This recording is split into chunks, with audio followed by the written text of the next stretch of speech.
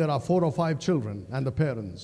మరి అనుకుందాము ఒక కుటుంబంలో ఒక 4-5 పిల్లలు ఉన్నారు.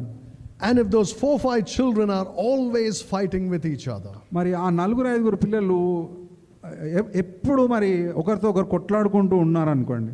And if they hate each other.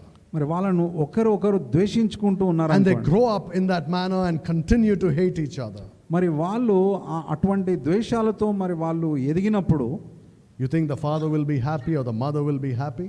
మరి అటువంటి ఆ బిడ్డల్ని ఎదిగినటువంటి బిడ్డలను చూసి మరి ఆ యొక్క తల్లిదండ్రులు వాళ్ళు సంతోషంగా ఉంటారా? No. ఉండరు. They'll be heartbroken. మరి వాళ్ళ యొక్క హృదయము బ్రద్దలైపోయి ఉంటుంది.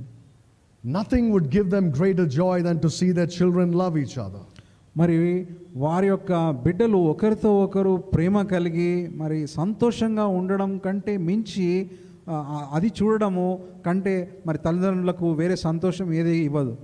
If you are a parent and if you don't love that but you love for your children to become rich and get good jobs but you don't care what their relationship is, you are a miserable parent. మరి మీరు మీ పిల్లలు ఏ రీతిగా పెరిగినప్పటికీ వాళ్ళు మంచి ఉద్యోగాలు చేసి మరి మంచి ధనవంతులు అయితే చాలు అని అనుకుంటున్నారంటే మరి మీ అంత మరి దురదృష్టవంతులు దౌర్భాగ్యులు ఇంకొకరు లేరని చెప్పొచ్చు. Very well put, that's right. So కాబట్టి if we don't have that loving relationship, how do you think God's going to be happy with us?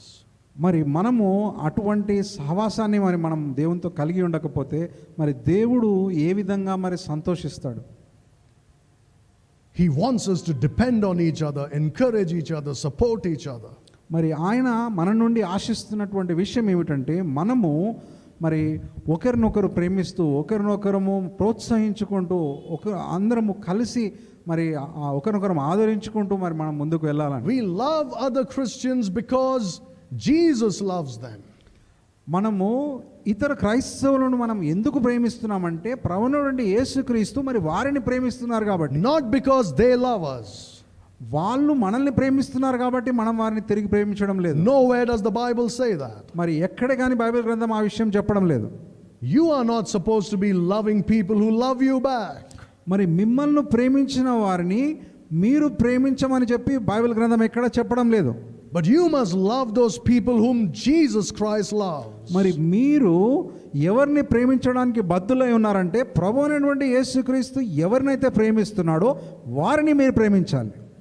Right, Paul talking about the church in Galatians chapter 6 says this. మరి అపోస్తలుడైన పౌలు గలతీ పత్రిక 6వ అధ్యాయంలో ఈ విషయాన్ని ప్రస్తావిస్తాడు. He says, bear each other's burdens as a church. మరి సంఘముగా మీరు ఒకరి భారమును ఒకరు మరి పంచుకోండి అని చెప్తాడు. And then he goes on talking about these things. మరి ఈ విషయాలను ఇంకా లోతుగా తీసుకొని వెళ్ళడానికి ప్రయత్నం చేస్తాడు. And then he says, especially those who belong to the household of God. మరి అంతిమంగా ఆయన చెప్పేటటువంటి విషయం ఏమిటంటే ప్రాముఖ్యముగా మరి క్రీస్తు సంఘములో మరి పాలిభాగస్తులైనటువంటి వారి పట్ల మరి ఇటువంటి బాధ్యతను మీరు కలిగి ఉండండి అని. You must love other Christians more than you love anybody else on earth apart from Jesus Christ.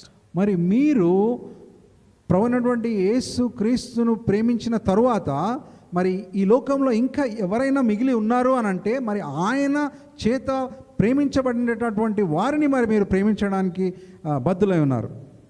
Yes, you must love your family.